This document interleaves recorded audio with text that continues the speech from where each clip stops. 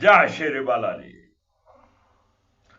मार्केश विशिष्ट आप सबका अपने इस चैनल के ऊपर स्वागत करता हूं। और आज हम बात करने वाले हैं मंगल के गोचर की। 13 सितंबर 2025 रात्रि 9:21 पर मंगलदेव तुला राशि में प्रवेश करने वाले हैं। तुला राशि मंगल की शत्रु राशि है और राहु की दृष्टि मंगल पर रहने वाली है। मंगल और शनि में षडाष्टक योग बनने वाला है। जिस षडाष्टक योग में आगजनी की घटनाएं, चोरी डकैती की घटनाएं, ये आतंकवादियों की घटनाएं और ये प्लेन क्रैश की घटनाएं बढ़ जाया करती हैं। एक्सीडेंट की घटनाओं में बढ़ोतरी हो जाती है। लेकिन ये मंगल का गोचर आपके लग्न के लिए, आपकी राशि के लिए क्या प्रभाव देने वाला है, इसी के ऊपर चर्चा करेंगे आज के इस वीडियो में। किन बातों की आपको सावधानी रखनी है, क्या उपाय करने हैं, राकेश विशिष्ट बताऊंगा आपको। बने रहेगा मेरे साथ वीडियो के अंत तक।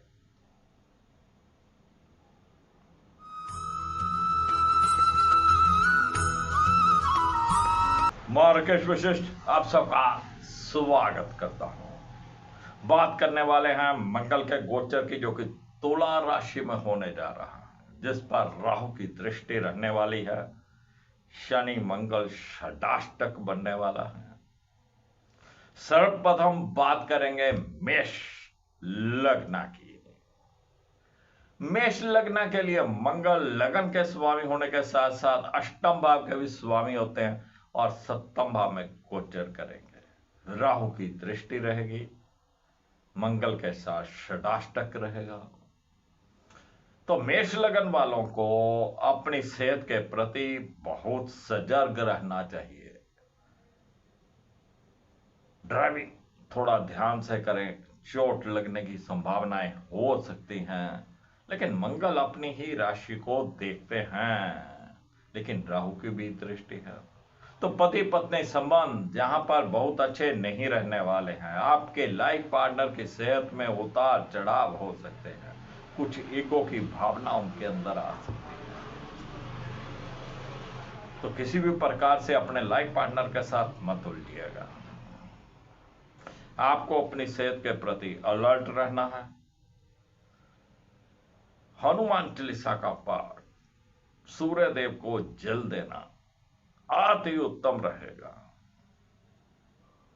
ये नीले और काले रंग के कपड़ों से परहेज करिएगा। केसर का तिलक प्रतिदिन करिए। केसर नहीं हो, आप हल्दी का तिलक प्रतिदिन करें। आपकी बहन, बुआ, मासी, साली, ननद कोई भी आपको मिलने आए, उनको मीठा देकर भेजिएगा। आप मिलने जाएं तो मीठा लेकर जाइएगा, तो मंगलदेव शुभ फल देगा। चलिए बात करते हैं वृषभ लग्न की। वृषभ लग्न के लिए मंगल द्वादश भाव के स्वामी होने के साथ साथ सप्तम भाव के भी स्वामी होते हैं। द्वादश भाव का स्वामी छठे भाव में, सप्तम भाव का स्वामी छठे भाव में। बहुत अच्छी स्थिति नहीं है। वृषभ लग्न वालों को अपने लाइफ पार्टनर के साथ किसी भी प्रकार से नहीं उलझना है। आपके लाइफ पार्टनर के साथ आपका अच्छा तालमेल जहां नहीं बैठने वाला है, उनकी सेहत में उतार चढ़ाव हो सकते हैं, आपके आपसी मन मुटाव हो सकते हैं, लेकिन किसी भी प्रकार का डिस्प्यूट खड़ा हो सकता है। आपको बात को नहीं बढ़ाना है। अगर ये बात बढ़े तो फिर कोर्ट कचहरी तक जाएगी। तो शांति से रहिए, आराम से रहिए। छोटी कन्याओं के चरण स्पर्श करके उनको दूध पिलाइएगा। चलिए बात करते हैं मिथुन लग्न की। मिथुन लग्न के लिए मंगल एकादश भाव के और छठे भाव के स्वामी होते हैं और पंचम भाव में गोचर करेंगे। मंगल मिथुन लग्न के लिए बहुत अच्छे ग्रह नहीं होते हैं, लेकिन पंचम भाव में गोचर कर रहे हैं, एकादश भाव के स्वामी होकर। तो आय के साधनों के लिए मंगल का जो गोचर बड़ा अच्छा रहने वाला है। बड़े भाई बहनों के साथ संबंध अच्छे रहने वाले हैं, लेकिन छठे भाव का स्वामी होगा पंचम भाव में। संतान पक्ष के लिए ये समय बहुत अच्छा नहीं है। जो महिलाएं प्रेग्नेंट हैं उनको बहुत सतर्क रहने की जरूरत है।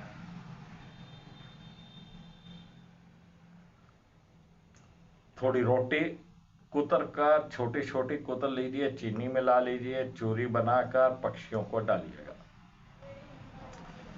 पानी का एक लोटा ढककर अपने बेड के पास रखिए। सुबह उठिए, उस पानी को दहलीज के दोनों तरफ डाल दीजिए या किसी पौधे में डाल दीजिए। बस ध्यान रखिएगा, इस पानी को आपको पीना नहीं है। चलिए बात करते हैं कर्क लग्न की। कर्क लग्न के लिए मंगल योग कारक होते हैं। दसम भाव के भी स्वामी हैं, पंचम भाव के भी स्वामी हैं और चतुर्भाव में गोचर करेंगे। मंगल के ऊपर राहु की दृष्टि रहने वाली है। जमीन जायदाद के मामले में कुछ भी आप खरीद फरोख्त करें या बेचें या खरीदें, कोई व्हीकल ले, आपको अच्छे तरीके से उसके कागजात जरूर चेक करने हैं। ये राहु की दृष्टि कहीं ना कहीं चीटिंग करवा सकती है, धोखा करवा सकती है। माता श्री की सेहत मिला जुला प्रभाव देगी। घर परिवार का सुख भी मिला जुला रहने वाला है, लेकिन आपके व्यापार में, आपके जॉब में कहीं ना कहीं कोई आपकी टांग खींचेगा। कोई ना कोई कंपटीटर आपका खड़ा हो जाएगा।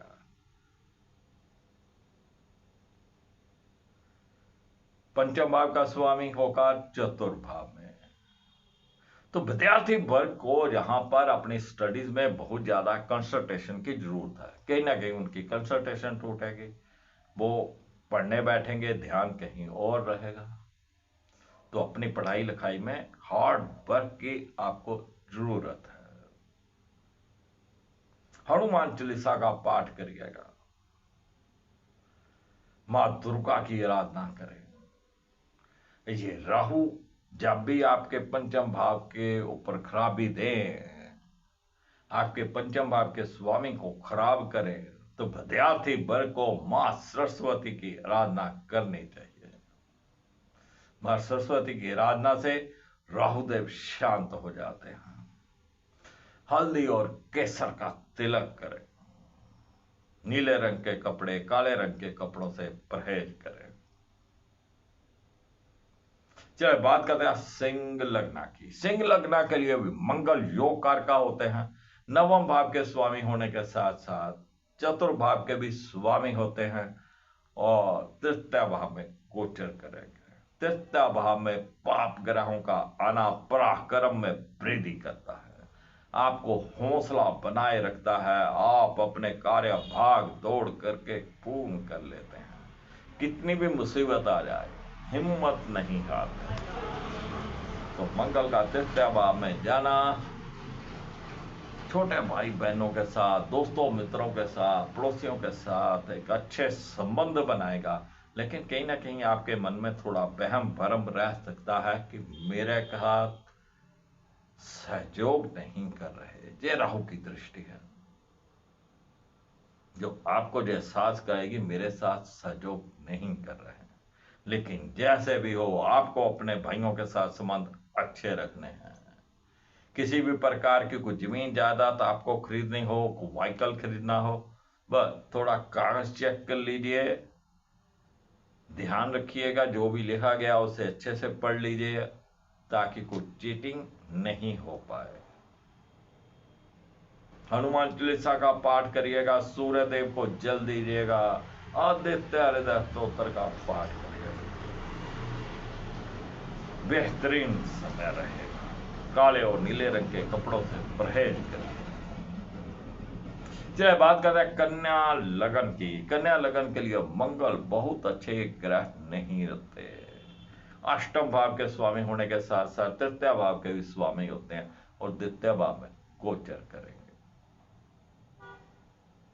छोटे भाई बहनों के साथ संबंध बहुत ज्यादा अच्छे नहीं रहने वाले। जय राहु देव की दृष्टि कहीं ना कहीं आपकी बोलबानी को भी खराब करेगी, जिस कारण आपके संबंध परिवार में और आपके छोटे भाई बहनों के साथ बहुत बढ़िया नहीं रहने वाले हैं। तो आपको अपनी बोलबानी के ऊपर जरूर काबू रखना है। आप मीठा बोलने का प्रयास करिएगा। अग्रेसिव बोलेंगे, रूखा बोलेंगे तो समस्याएं खड़ी होंगी। मीठा बोलिए, मीठा बोलने का प्रयास करिए। राहु जो कि अष्टम भाव में है, मंगल द्वितीय भाव में है।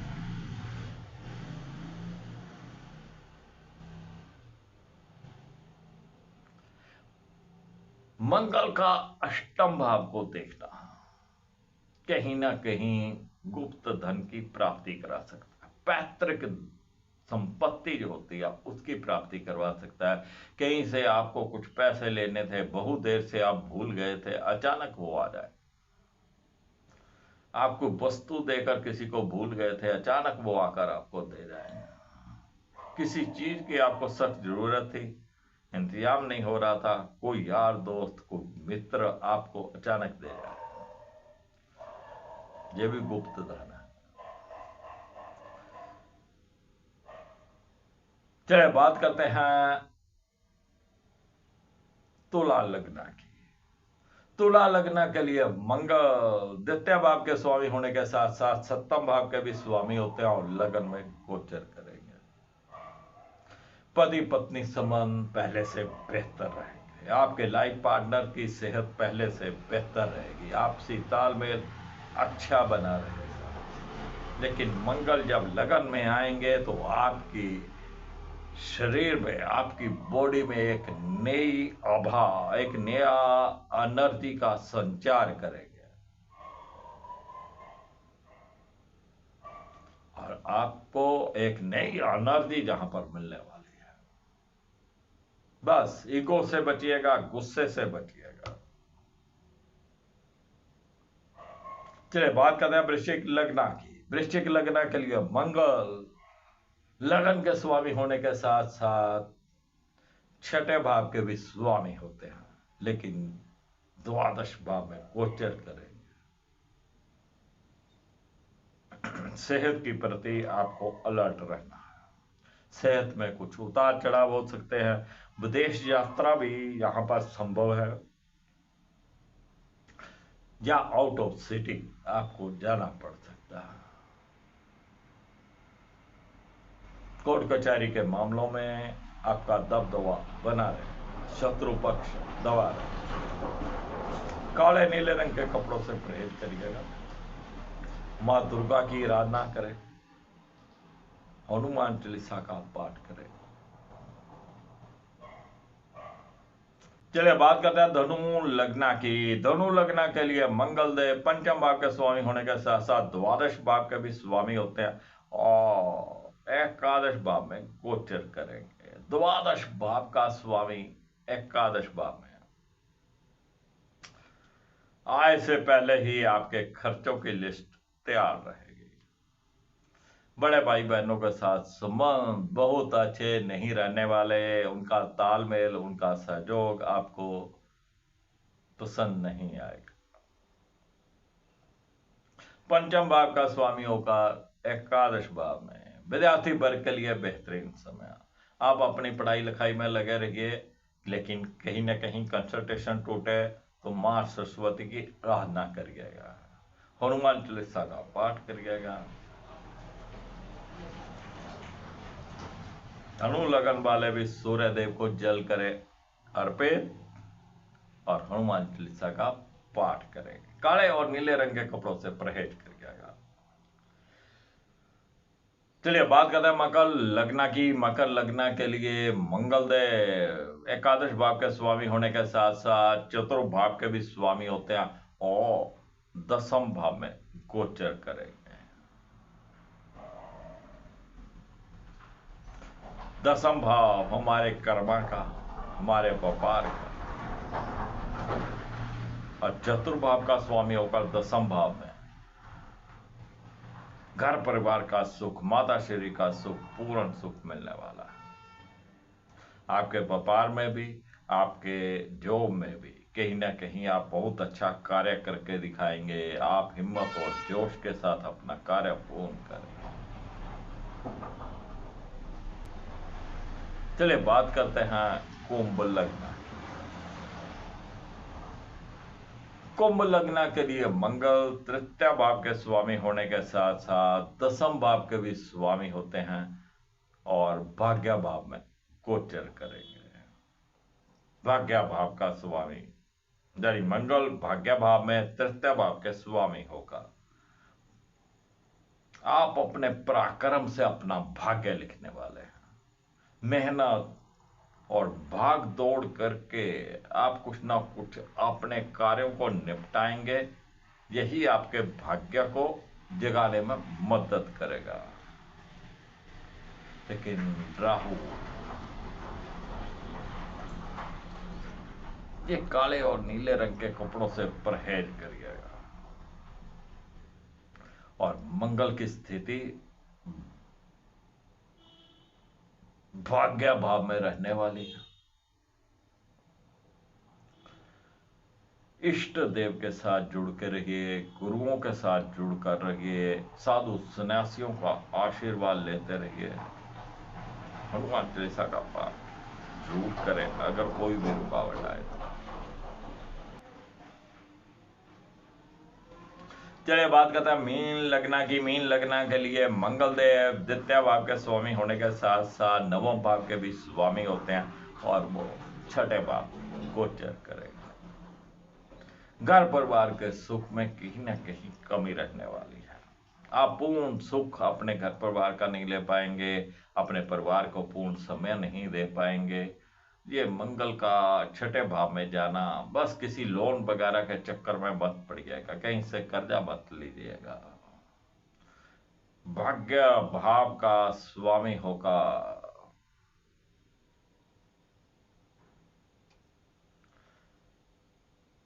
ये मंगल, यहां पर बहुत बढ़िया नहीं रहने वाले हैं।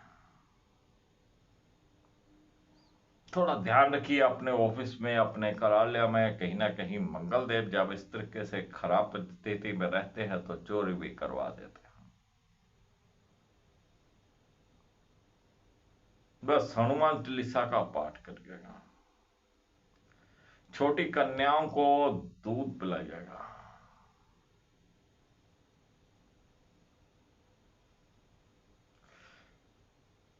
चलिए फ्रेंड्स, ये था गोचर मंगल का, जो कि मेष लग्न से लेकर मीन लग्न तक की बात करी है। मंगल देव जब भी कहीं अच्छी स्थिति में नहीं हो, जास्ती स्थिति में भी हो, आपको अपने भाइयों के साथ, दोस्तों मित्रों के साथ संबंध नहीं खराब करने हैं। उनके साथ किसी भी प्रकार का कोई लड़ाई झगड़ा नहीं करना है। कोई भी जायदाद खरीदे, प्लॉट खरीदे, घर खरीदे, थोड़ा लिखा पढ़ी करके खरीदें।